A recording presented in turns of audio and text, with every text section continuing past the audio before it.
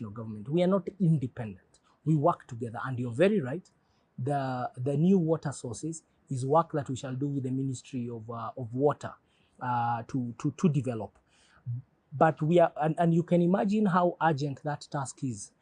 We cannot talk about investment in our capital city, the front porch, the heartbeat of Eastern Central Africa. We have forgotten that it needs water. So what we are saying for me and Professor Kaloki in our manifesto, we believe in 3 utilities in Nairobi: electricity, water, and data.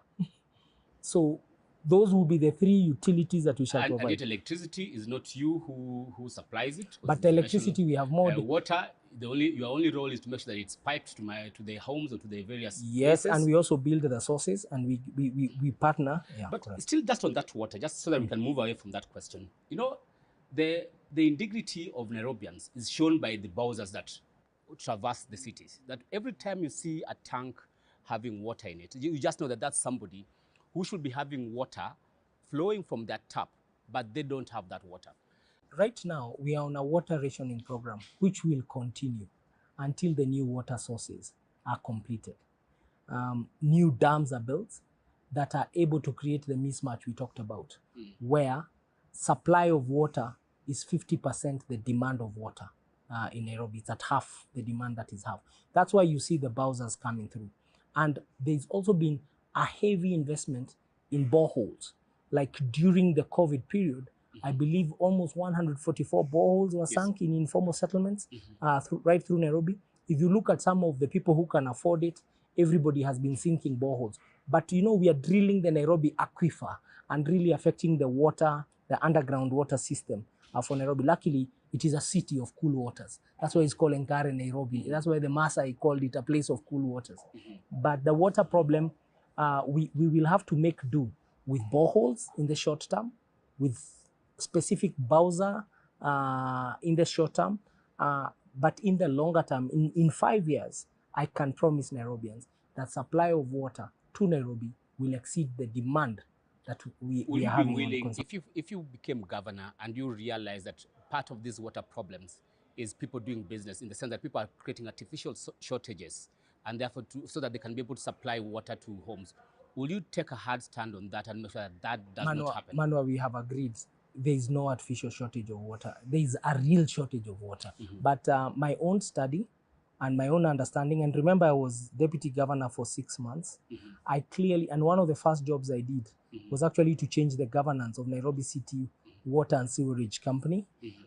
Yes, there is a lot of, there is leakage across the distribution pipe, but the bigger problem that must be addressed is a national issue, is supply of sufficient water to match the demand of not just Nairobi, but the Nairobi metropolitan area. But let's move to the area of transportation. And I think your manifesto speaks about building a transport system that allows people to move easily within the city. How will this be achieved?